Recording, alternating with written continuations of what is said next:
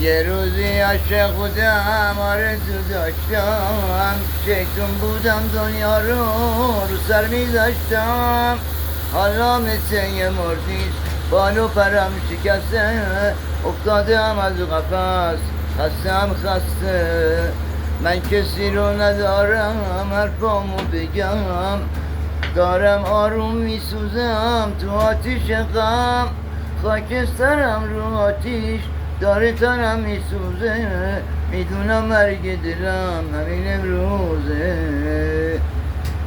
بله اینی که خوندش آقای محمود دولتخواه بود از لاس تشریف آورده بودن یه تو یه 10 دقیقه در کنارشون مال لذت بردن صحبتشون. بله اسم چی؟ ارزقنق جعفر از اردبیل.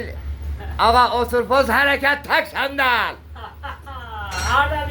اردبیل حرکت تک صندل اتوبوس. اردبیل حرکت کردید. آقا جان اتوبوس قدیمی دارن با هلیکوپتر مردم میرن کجایی؟ خیلی عقب مونده تو. آقای محمود دولت